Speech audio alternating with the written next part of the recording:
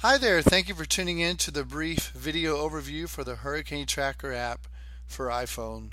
Well, as soon as you launch the app, the first thing you're going to notice on the overview page is if there's any active storms or systems that we're following.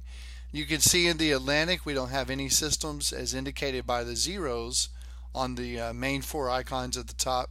There's no hurricanes, tropical storms, tropical depressions, or tropical invest that are being watched. But you see up at the top on the banner for Eastern Pacific, we do have one system that we're tracking, and we'll show you that in just a few moments. But the overview page is basically filled with the latest news and information regarding the tropics. First, we have the latest headline, which is the latest update on the Atlantic Basin. This app will send you a push notification if there's a new storm that develops, or if a storm turns into a hurricane or a major hurricane. And this is where you can read all of the recent push notifications. Then, unique to the Hurricane Tracker app, we have a product called Model Watch. And every day during hurricane season, we actually write a blog post after we examine the models and let you know if there's any development in the near future. So if we tap on Model Watch, we actually posted earlier this morning here on May 24th.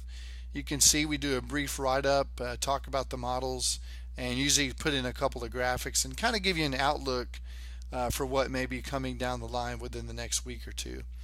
Going back to the main page, below Model Watch, you'll see the 48-hour outlook, tropical weather outlook issued by the National Hurricane Center every 6 hours. We also have a 5-day development chance meter. Of course, this will change based on the likelihood of development during the next 5 days. And of course, you'll notice here at the bottom of the app, we have our sliding icon dock. And this is where you'll access most of the information within Hurricane Tracker. But here on the main page, we've included quick links to satellites, Atlantic Outlook, NOAA radio, and a comment box as well.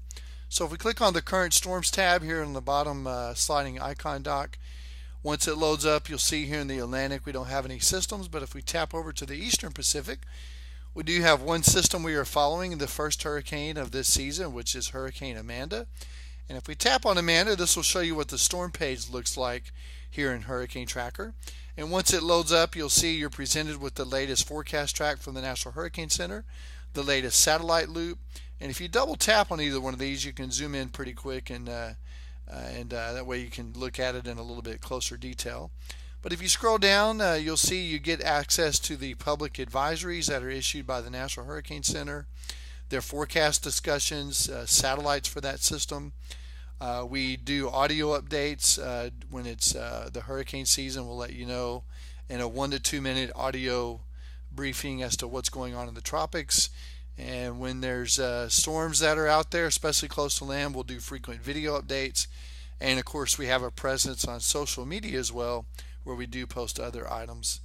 But of course, when you're on the storm page, you want to look at all the latest maps and models. So if we tap on that, all of the important satellites and data from the National Hurricane Center will load up within the Hurricane Tracker app. And the reason this is loading slowly is I'm having some issues with my Wi-Fi today, so that's normally not the case. But here's the latest 5-day forecast from the National Hurricane Center, the latest wind field forecast, the latest computer models, tropical models, intensity models. We even have the past track, historical tracks, and then we have a second page with some more maps, and these are mainly the wind probability maps for that storm from the National Hurricane Center.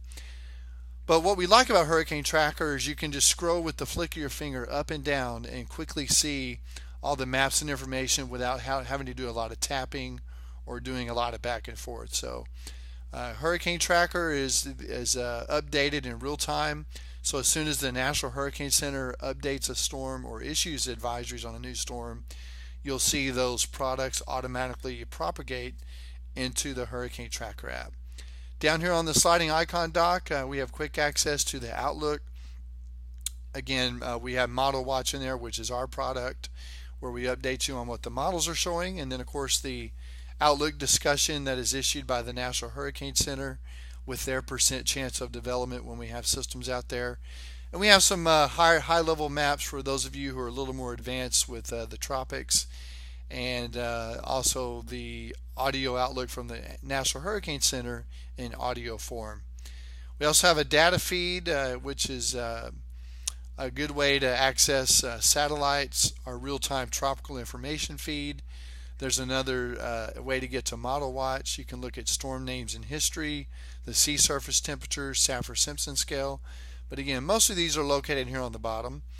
One of our favorites of our customers is the audio update.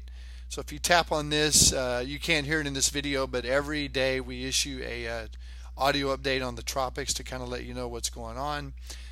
There's links to our video updates, all of our custom images that our team creates here at the Hurricane Tracker app, and you can see we'll post these on here and create easy to read graphics to kind of let you know what's going on. We have a Facebook group if you want to join in on the discussion there on the systems. And I'm going to tap on satellites here, and you can get animated satellite views of the entire Atlantic Basin. For example, I'm just going to click on the Gulf of Mexico just to show you what images load up here. And again, this will run much faster on your device. It's just running slow because I'm transferring this data over Wi-Fi here. But you get several different kinds of satellite animation for each part of the basin that you click on: water vapor, infrared, visible satellite. Then of course here at the top you can quickly jump, let's say if I want over to the Caribbean Sea and look at the satellites over there. Again, we have sea surface temperatures. You can look at past storms for the last several years. I'm going to click on 2014, which is this season. You can see all the upcoming names of the storms.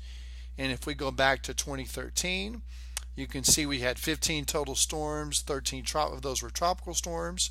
You can look at a map of where all the tracks were for the systems from last year. And then of course you can also look at all of the previous systems. And if you click on, for example, Tropical Storm Andrea, you'll get the full report in PDF form that was issued by the National Hurricane Center. So lots of data for previous storms and for current storms. Again, this is the Hurricane Tracker app for iPhone. It's also available for iPad. The iPad version is basically the same, and we also have a Mac PC version where you can access this through a web browser. And at any time, if you want to share storm information, you can tap on the button at the top.